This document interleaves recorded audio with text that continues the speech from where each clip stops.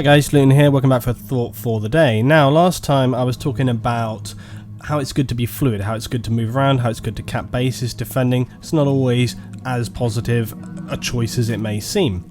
However, something that's even worse than that is getting obsessed with a base.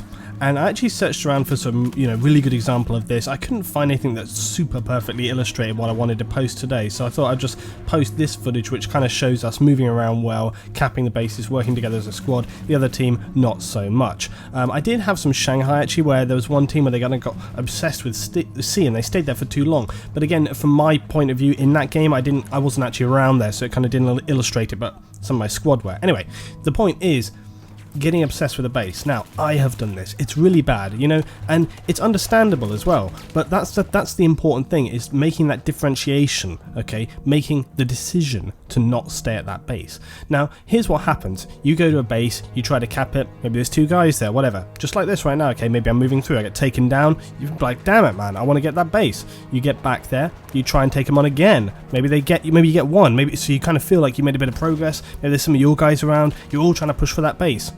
Here's the thing, at that point, maybe once you've gone for something like twice, you need to decide to yourself, okay, how much time am I going to invest on this position? How important is it? You need to look at the overall battlefield.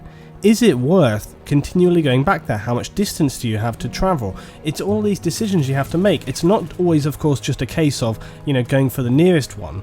Going for the nearest one is often, it's predictable, the enemy can see that that's what you're going to do, and it's often a poor decision to make. Similarly, going for the quickest route to an objective, like what I'm doing right here, I could have ran straight across there up, but I would have been more exposed. So I'm taking this kind of sideways flanking route round and taking out a few targets on the way. It's actually working out pretty good for me, because I'm clearing these guys out, which is helping my team, I'm denying those guys from getting to A, and I'm pushing to C at the same time. So, making those, see, they're all distracted because of the fact. So this is what I'm talking about. It's all about kind of understanding where people are going and then making those decisions based off of that. But as I say, getting obsessed with one base, and it can not necessarily just be an attacking thing. If you're defending as well, if you defend a base and then you end up defending it too long, in fact sometimes it can actually be worthwhile letting a base go so that you can then potentially double cap like a couple of other bases at the same time. So you really got to look at what's happening overall. You got to look at the big picture, not just what's going on in front of you, not that tunnel vision. And again, we all know we get that tunnel vision. It's really bad. You get obsessed with one section because, as I say, maybe you have invested a lot there.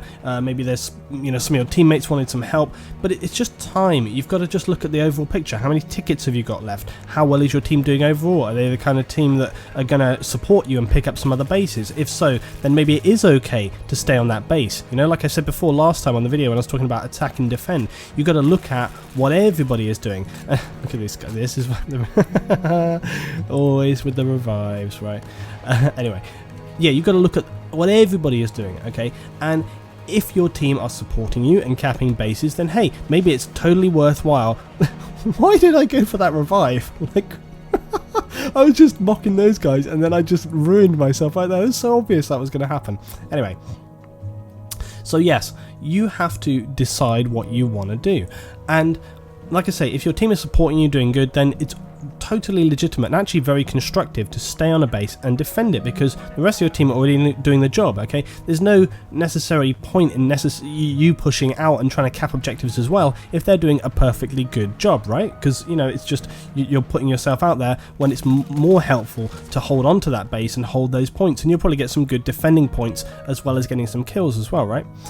But if your team are one of these teams like the enemy team that we are facing right here, and they're just literally all over the place, that's when you need to start, hitting those bases. And that's when you need to prioritize about which are the weaker bases. You've got to pick the soft targets, because you don't have the team there. You don't have the team. I think I was looking at this guy because I was like, why the hell is he in this tower staying there? Anyway, you need to pick the soft targets. Because if your team are not going to support you, it's on you and your squad to push and get those things. And as I say, if you then get obsessed with one base and nobody else on the rest of your team is going for anything, it's going to be super important that you cap anything at all. Because as well, if you cap some bases, it might actually motivate your team and be like, hey, we can actually do something right here. And that's happened to me before in games where, I've been on a team and they've really not been interested in the objective whatsoever until they see other people capping it. Because maybe maybe they're actually, and this actually does happen, sometimes they're good players, but they're just not interested in the objective because they don't think the team's going to be any good, right? They just think, oh, the team's rubbish, so why should I try? I'll just sit back and get some kills. And hey, you know, we've all done that, right? But if you start pushing forward and capping the objective and really pushing hard on the objective, then suddenly they'll be like, hey, there's some objective players in this game, let's get down on it. And then they get involved, and that's why it's a really positive thing. So it's like, if you've got a lead, then so be it. By the way, this is, in my experience, the best place to cap B from right here. You can actually go prone here as well, and often they won't see you whatsoever. So there we go, guys, that's my thoughts for today. Some more stuff coming up very soon, round breakdowns and all the rest of it. I'll see you next time, guys, for some more Battlefield 4.